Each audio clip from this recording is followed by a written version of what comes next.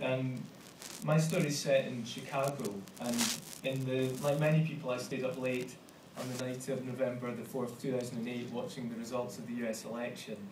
And it seemed to me that Chicago was displayed to the world as the epitome of kind of multicultural, multi-ethnic America. But I wanted to write about Chicago from the point of view of an outsider, and the loneliness of a traveller, and as a place that can be where ephemeral relationships can take on a kind of significance. So the first part of the story is a one-night stand between two young men, one Scottish and one Chilean, and the story picks up the morning after when they go to a cafe in Grant Park. At some point, his mobile buzzes and his face bursts alive. "My brother."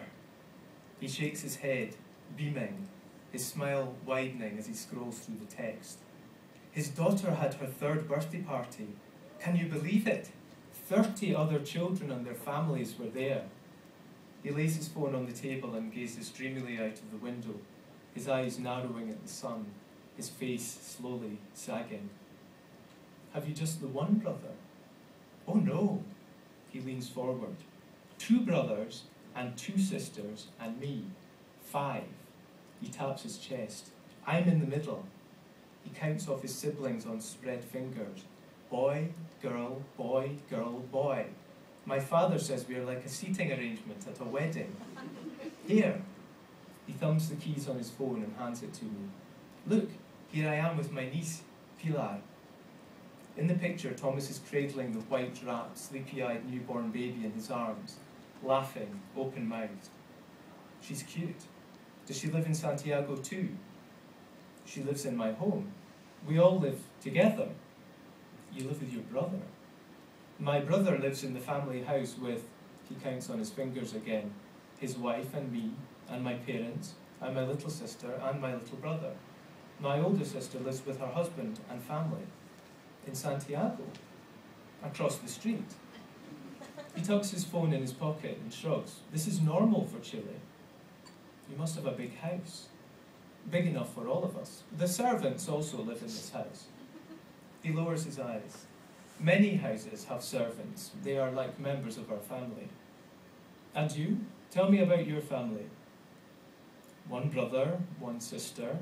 She's in Italy, Tuscany. She teaches English there. He lives in New Zealand." He clatters his coffee cup into the saucer. "He works there." My voice comes out hushed, apologetic. "And your parents?" "1 of each." His face is wrinkled in confusion. "Your parents are alone, then?" I picture Mum and Dad sitting in their armchairs in the living room, smiling at something on the television, and a wave of sadness goes through me, a pressure building against the back of my eyes. They dropped me off at the airport 3 months ago. Dad kept asking if I was okay for money. "Remember to phone when you get there," Mum said repeatedly. "I'll just feel so much better when I hear your voice." I didn't get round to calling them until 3 days after I arrived. Mum was frosty when she answered. "You're obviously having fun then." Tomas stares at me, his brow grooved like I'm a tricky clue in a crossword. I set my face suddenly, childishly angry. His eyes drop to the floor as if drawn to some fascinating detail on the carpet. We take the bus back to the hostel so I can shower and change. Weary-eyed passengers sit or stand quietly, staring at the roof and the floor, just like they do on the Underground in Glasgow. Rain drums against the window. Tomas complains loudly about the lack of decent weather in summer in Chicago, as though he's been short-changed by the travel agent. People are turning to glare at him, but he rattles on, oblivious. To distract him, I tell him something I've been saving up, a story that's come back to me about an exhibition I saw a few years back, photographs of Chilean refugees living in Scotland. Now I only remember images and half stories, but I do remember one account quite clearly, that of a musician who was imprisoned and tortured in the National Stadium. It stuck in my head. It seemed so wrong that a sports stadium could be used in such a way. And I'm telling him all this, and at the same time I can hear my voice getting faster, climbing up the scale. "It's terrible," I keep saying to Tomas. "It's just so terrible." And I don't know whether it's because I'm talking too quickly or if the sound of the rain slapping the windows is making it hard for him to hear, but he doesn't really respond. He smiles distractedly into my face as though he's only half there. My room at the hostel is narrow, barely a person's width, a single bed with a roof over it. Tomas has to duck to get under the door. I watch him stepping over the debris of underwear and socks I left on the floor 2 nights ago. He sniffs the air and pulls aside the pale green curtains and opens the window. We sit on the bed leaning against each other for a while. Tomas asks me if I think North American men are good looking. Their teeth are mostly very nice.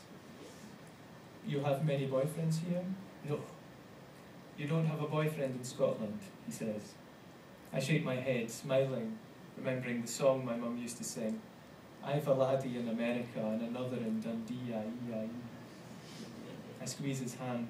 What about you? No boy back home? His grip loosens.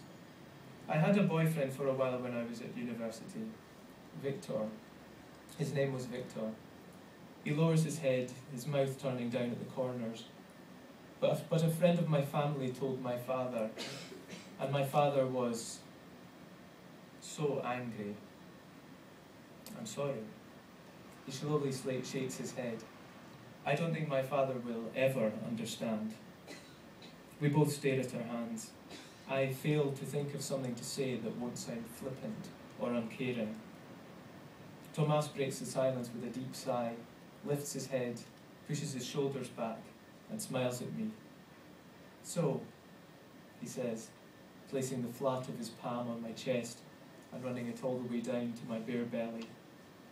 After a minute or two of kissing me on the mouth and all down my neck, he gently nudges me away, slides down his jeans and pulls his t-shirt over his head. We're both quite thin, but we struggle to fit comfortably into that narrow bed. We have to hold on to each other to stop one of us falling out. Laughing, we struggle to get comfortable, clinging on to each other, like we've got one air supply between us, and if we let go, we'll lose it. Thank you.